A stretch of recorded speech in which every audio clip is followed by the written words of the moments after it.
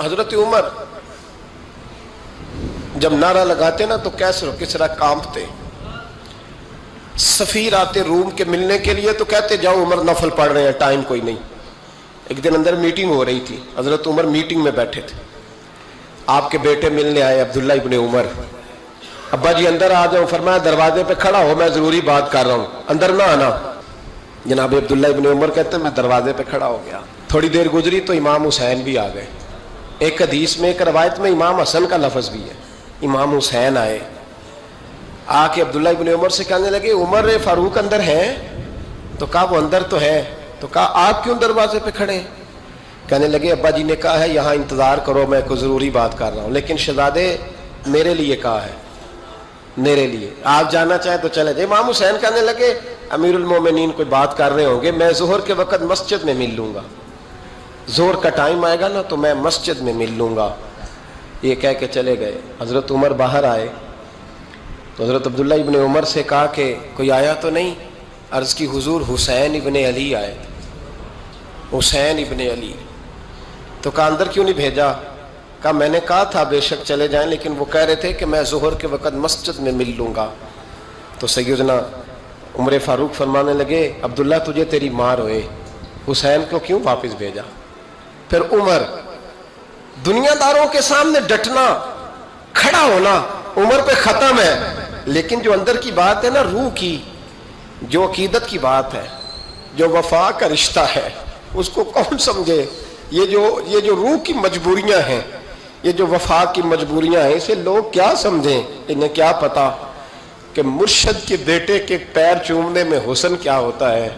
انہیں کیا پتا کہ جب استاد کا بیٹا گھر میں آتا ہے تو دل کرتا ہے مکان بیچ کے اسے دے دیں، اس کے باپ کی نیکیاں بڑی ہیں. جناب عمر فاروق دوڑے گئے، امام حسین کے دروازے پہ دستک دی. امام حسین باہر رکھا. شہزادے یار ملنے آئے تھے، بغیر ملے کیوں آ گئے؟ عرض کی کہ آپ مصروف تھے، آپ کے اپنے بیٹے بھی دروازے پہ کھڑے تھے تو میں واپس آ گیا. امام حسین کہتے عمر جذبات میں آ گئے، سر سے پگڑی گر گئی. کہنے لگے حسین میرے بیٹے کا اور حسین کا کیا مقابلہ؟ کیا اس کی ماں کا نام فاطمہ الزہرا ہے؟ کیا اس کی نانی کا نام خدیجہ الکبریٰ ہے؟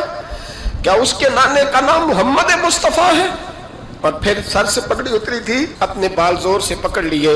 کہنے لگے حسین میں نا مکے میں اونٹ چرایا کرتا تھا اور ڈنڈوں سے مار کھاتا تھا اپنے باپ سے. یہ جو آج ساری دنیا میں عمر کے نعرے لگتے ہیں یہ تیرے نانے کا صدقہ ہے. شہزادے میری وفا اور میری وفا میں جب تیرا دل کرے نا دوڑ کے آ جایا کر. عمر تو لوگ ایک دن امام حسین نے آ کے نا جناب فاروق اعظم سے کہا، خطبہ دے رہے تھے بچوں کی طبیعت شروع میں، پتہ نہیں کیا بات آئی امام حسین کے دل میں. کہنے لگے عمر نیچے اترو، یہ میرے نانا کا ممبر ہے. تو حضرت سیدنا عمر سنو، کبھی میرا بھی بچہ آ جائے تو میں کہتا ہوں اس کو پکڑو یار، بچوں کو تو نہیں نا جمعوں میں مطلب ذکر کیا جاتا، اترنا میرے نانے کا ممبر ہے. جناب عمر اتر کے نیچے کھڑے ہو گئے تو کہا جا کے اپنے نانے کے ممبر پہ بیٹھ. تو حضرت عمر رو پڑے. کہنے لگے شہزادے میرے نانے کا ممبر ہی کوئی نہیں ہے ہی نہیں، یہ ممبر یہ مصلی یہ تیرے نانے کی شان ہے، میرے نانے کا کوئی ممبر نہیں، تیرے ہی نانے کا ممبر ہے. تھوڑی دیر کھڑے رہے تو امام حسین کہنے لگے اچھا کوئی نہیں آپ کے نانے کا ممبر کا نہیں؟ کہا چلو پھر میرے نانے کے ممبر پہ بیٹھ جاؤ چلو خیر ہے. کوئی نہیں آپ کے نانے کا؟ کہا نہیں. تو کہا کوئی نہیں پھر میرے نانے کے. جب حضرت عمر بیٹھے تو بڑا شاندار جملہ کہا، فرمانے لگے میں ممبر پر مرضی سے نہیں بیٹھا تھا، مجھے ابو بکر نے بٹھایا تھا، اور پھر حسین کے کہنے پہ میں اترا ہوں، اب مجھے حسین نے بٹھایا ہے. اب کسی کی جرت ہے تو عمر کو اتار کے دکھائے، اب میں حسین کا تیری نسل پاک میں. یار کتنی بے شرمی کی بات ہے، لوگ امام حسین کو باغی کہیں. حضور کا وصال ہوا نا تو امام حسن اور امام حسین کی عمریں ابھی 7-8 سال 9 سال کے بیچ تھیں.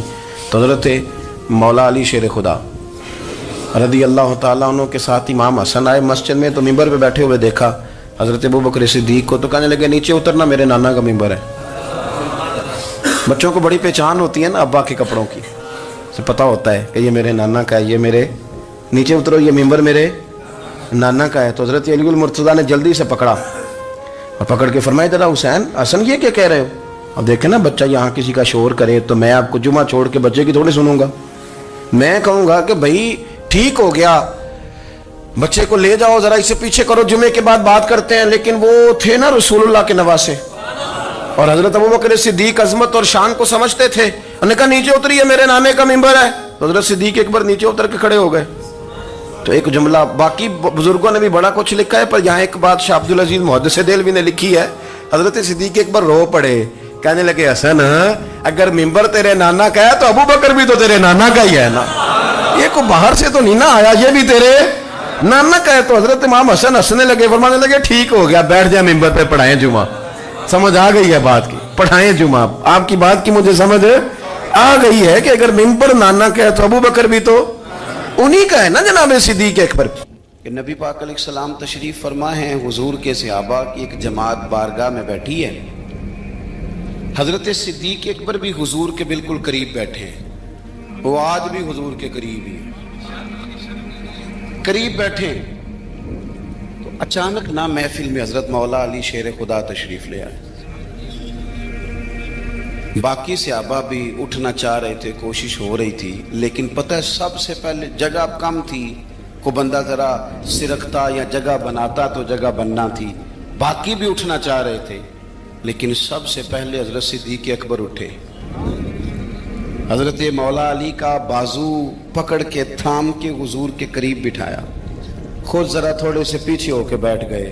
अब बोला नहीं कोई, वहां लोग कम बातें करते थे, वहां लोग बोला है पाए नजर होश में आ ये कुवे नबी है, आंखों से भी चलना यहाँ बेअदबी है, लबां ते मोहरां लगियां बोलन दी जाच भुल गई, उथे जुबाना ताई खोलन दी जाच भुल गई, ते जाके मदीने अथरू मेरे सवाल बन गए। हुजूर की बारगाह में वहां को बंदा बात करे, अल्लाह ने पहुंचाया सरकार के कदमों में, सद शुक्र मैं फिर आया सरकार के कदमों में, कुछ लम्हे सलामी को ठहरा हूं मवाजा पर, फिर मुझको अदब लाया, फिर मुझको अदब लाया सरकार के कदमों में। तो हजरत कोई किसी ने गुफ्तगू नहीं की, हजरत सिद्दीक अकबर ने बाजू थामा और ला करके ना हजरत मौला अली को हुजूर के करीब बिठाया और खुद साइड पे जाके बैठ गए। कोई बोला नहीं, बात नहीं की। तब हम तो बातें ज्यादा करते हैं ना, जाके साइड पे बैठ गए। और किसी ने क्या तबसरा करना था, ना किसी की जुर्रत थी, ना कोई करना चाहता था, ना कर सकता था। थोड़ी देर खामोशी रही, फिर मेरे करीम बोले और हुजूर बोल के फरमाने लगे, देखा तुमने अबू बकर ने क्या किया है? और फिर हुजूर फरमाने लगे, इज्जत वाला ही किसी की इज्जत को पहचान सकता है, फजल वाले ही अहले फजल को पहचाना करते हैं। मैं जिम्मेदारी से कहता हूं कि मौला अली की शान को अगर समझ सकते हैं तो अबू बकर सिद्दीक समझ सकते हैं, और हजरत सिद्दीक के अकबर का मकाम अगर कोई जान सकता है तो मौला अली ही जान सकते हैं। आज हम जिक्र कर रहे हैं ना इमाम हुसैन का, इमाम हुसैन रदी अल्लाह ताला अन्हो, मेरे जैसे बंदे की तो जुबान नहीं इस काबिल नहीं कि उनका नाम ले सके। कहाँ सैयदना इमाम हसन और कहाँ सैयदना इमाम हुसैन और कहाँ हम लोग, हमारी हैसियत है। हम तो ये तो वो लोग हैं जिनका नाम जरिया निजात है, जिनका तज़किरा जरिया निजात है। ये सारे उसी दरियाए मोहब्बत की नहरें हैं जिसको मदीने वाले महबूब ने अपने दस्ते मुबारक से चलाया है। हजरत इमाम हुसैन रदी अल्लाह ताला, ये हुजूर की औलाद पाक है। पैरों को ना थोड़ी मिट्टी लग गई, उम्र जवानी की थी, दाढ़ी मुबारक सारी स्याह थी, काली थी। हजरत अबू हुरैरा इनसे सालों बड़े थे, अमीरुल मोमिनीन फिल हदीस। हजरत अबू हुरैरा ने देखा कि इमाम हुसैन के मुकद्दस कदमों को मिट्टी लग गई। किसी से भी कहा जा सकता था जरा इमाम साहब की तवज्जो कराना, ये जरा मिट्टी उतार देना, लेकिन हजरत अबू हुरैरा झट से उठे, अपनी पगड़ी खोली, उसका पल्लू लिया और हजरत इमाम हुसैन के पैरों से मिट्टी साफ करनी शुरू कर दी। क्यों? कि अहले फजल ही किसी की फजीलत को जान सकता, इज्जत वाला ही किसी को इज्जत देता है। جس کے پاس وقار ہو. او میرے سنگیوں، لوگوں کی باتوں میں نہ آنا، یہ تمہیں الجھا دیں گے، یہ تمہیں تفریق میں ڈال دیں گے، یہ انتشار برپا کریں گے. یہ وہ حسین جماعت ہے جو حضور کے سامنے بیٹھا کرتی تھی. ان سے پیار کرنا، ان سے محبت کرنا. آپ کبھی ترمذی کی ایک حدیث پڑھیں تو مر جانے کو جی کرتا ہے. حضور نے فرمایا تھا میرے صحابہ کے بارے میں اللہ سے ڈرنا، میرے بعد انہیں اپنی زبانوں کا نشانہ نہ بنانا. کاش کوئی ان جملوں کا درد سمجھ سکے. فرمایا رب سے ڈرنا، اور کریم فرمانے لگے جس نے ان سے محبت کی میری محبت کی وجہ سے محبت کی، اور جس نے ان سے عداوت رکھی میری وجہ سے رکھی. کبھی بھی کسی اور جو حضور کی اولاد ہے. صحابہ کرام نے ایک جگہ کچھ نذرانہ جمع کیا اور جمع کر کے کہا کہ حضور کی بارگاہ میں پیش کرنا ہے. اخراجات بہت زیادہ ہیں اور ظاہری وسائل اس ترتیب سے نہیں ہیں. یہ نذرانہ ہر مہینے پیش کرنا ہے. جب وہ لے کے حضور کی بارگاہ میں گئے نا تو اللہ نے قرآن نازل کر دیا. فرمایا محبوب ان سے کہہ دو لا اسألکم علیہ اجرا، میں تبلیغ دین پر تم سے کوئی اجر نہیں مانگتا. الا المودۃ فی القربى، بس میرے قریبیوں سے پیار کرتے رہنا، میرے قریبیوں سے محبت کرنا، پیار کرنا قریبیوں سے. حسنین کریمین سے جو حضور کا پیار ہے، جو نبی پاک علیہ السلام کی ان کے ساتھ والہانہ محبت ہے. اعلیٰ حضرت بریلوی نے حدیث لکھی ہے، راوی حضرت عثمان غنی ہے رضی اللہ تعالیٰ عنہ. حضور سید عالم صلی اللہ تعالیٰ علیہ وآلہ وسلم نے نا گھر میں پیغام بھیجا. فرمایا فاطمہ سے کہو ذرا حسن حسین کو تو بھیجے. یہ سارا دن ہی حضور کے پاس رہتے ہیں، سارا دن ہی، لیکن وہ جو والہانہ پن ہے، جو محبت ہے، جو ان کے ساتھ محبوب کا خاص لگاؤ ہے. سیدہ سے کہو ذرا شہزادوں کو بھیجے، تھوڑی سی دیر ہو گئی آنے میں. اعلیٰ حضرت فرماتے ہیں یوں لگتا جیسے سیدہ فاطمہ کپڑے نہیں ماں بدلنے لگتی بچوں کے، خوشبو نہیں لگانے لگتی. تھوڑی تیاری میں دیر ہو گئی تو محبوب نے نظریں جمائی ہیں اس حجرے کی طرف جہاں سے امام حسن اور حسین نے آنا ہے. رحمت کے عجب ہی جمیلے ہیں، حسنین یہاں پر کھیلے ہیں.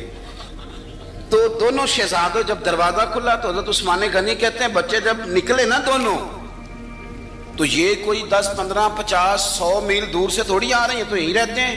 محبوب کے قرب خاص میں انہیں سایہ کرم ہر وقت نصیب ہے. لیکن نبی کریم علیہ السلام کا جو والہانہ پن ہے، جو ان کے ساتھ حضور کا رشتہ محبت ہے، جیسے ہی دونوں شہزادے آئے حضرت عثمان غنی فرماتے ہیں محبوب نے مقدس گھٹنے زمین پہ رکھ دیے اور دونوں بازو کھول دیے. ایک شہزادہ اس سینے سے لگ گیا اس کندھے سے، ایک اس کندھے سے لگ گیا. اور پہلے بھی حضور پیار کرتے تھے پر آج تو رخ ہی بدل گیا بات کا. اللہ کے پیارے حبیب علیہ الصلوۃ والسلام فرمانے لگے اے اللہ، یہ دونوں شہزادے کندھے سے لگے ہوئے. حضور فرمانے لگے اے اللہ میں ان دونوں سے محبت کرتا ہوں، تو بھی ان سے محبت فرما. اور کہا اے اللہ جو جو میرے حسن حسین سے محبت کرے تو ان سب سے محبت فرما، تو ان سب سے پیار کر جو میرے حسنین سے پیار کرے.